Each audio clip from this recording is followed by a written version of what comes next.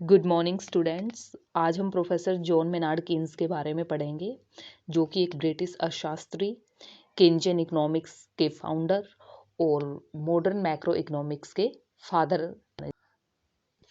जो सबसे important thesis उन्होंने दिया कि इकोनॉमिक रिसेशन के टाइम, यानी जब इकोनॉमी डाउन टर्न पोजिशन में होती है तो उस टाइम में मतलब कि इकोनॉमी को स्टेबलाइज करने के लिए गवर्नमेंट का इंटरवेंशन जरूरी होता है।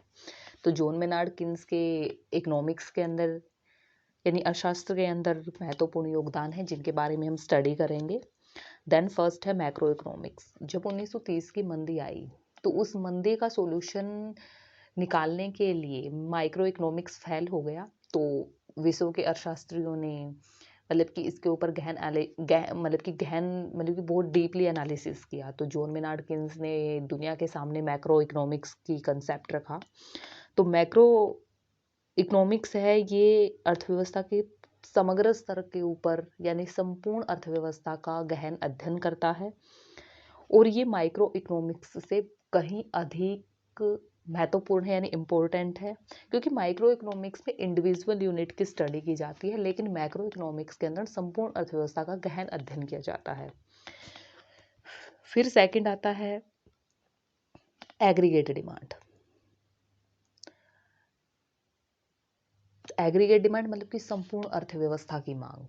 ठीक है, तो प्रोफेसर केन्स ने तर्क दिया बजाय यानी सप्लाई के बजाय एग्रीगेट डिमांड आर्थिक गतिविधियों यानी इकोनॉमिक एक्टिविटीज को ड्राइव करती है, कि सप्लाई ड्राइव नहीं करती इकोनॉमिक एक्टिविटीज को। सप्लाई से ज्यादा एग्रीगेट डिमांड इकोनॉमिक एक्टिविटीज को ड्राइव करती है, ये उन्होंने कारण बताया। फिर थर्ड इनका आता है गवर्नमेंट इंटरवेंशंस यानी सरकारी हस्तक्षेप। तो प्रोफेसर जेएम कीन्स ने बताया कि जब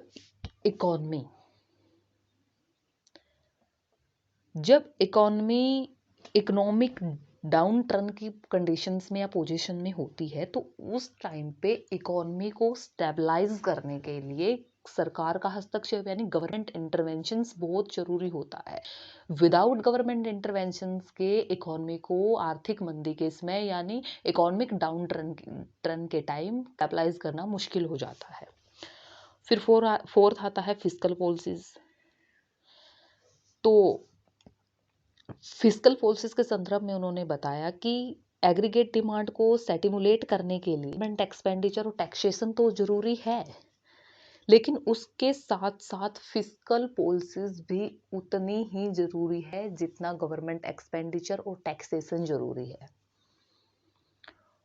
फिर आता है मॉनेटरी पॉलिसीज। देखिए, मॉनेटरी पॉलिसीज को किसी भी देश का जो सेंट्रल बैंक होता है वो उनको ड्राइव करता है, उसके ऊपर एक्शन लेता है। इंडिया मॉनेटरी पॉलिसीज को ड्राइव करता है। जेएम कीन्स ने माना कि सेंट्रल बैंक के एक्शंस के साथ मतलब कि इकोनॉमी को स्टेबलाइज करने के लिए करता है मॉनेटरी। ठीक है, तो उसके एक्शन के साथ मॉनेटरी पॉलिसी भी इकोनॉमिक एक्टिविटीज के ऊपर उनको प्रोत्साहित करने के लिए उसके ऊपर कुछ लिमिटेशंस लगाती है, कंट्रोल करती है। तो प्रोफेसर जेएम कीन्स की कुछ बुक्स हैं, the general theory of employment, interest and money 1936, attract on money reforms 1923, a treatise on money 19, Essay in Processions 1931, The Economic Consequences of Peace 1919। देखिए, ये जो टॉपिक है प्रोफेसर जेएम कीन्स के बारे में हमने पढ़ा कि उनके अर्थशास्त्र में उनका क्या योगदान, उनसी बुक है, तो मतलब कि कॉम्पिटिटिव एग्जाम के लिए बहुत ही इम्पोर्टेंट है। Just like UGC NET, KVS, NVS, DSSB, PGT, economics, इन सब के लिए मतलब कि काफ़ी है। तो थैंक यू। अन्य शास्त्र के बारे में पढ़ेंगे।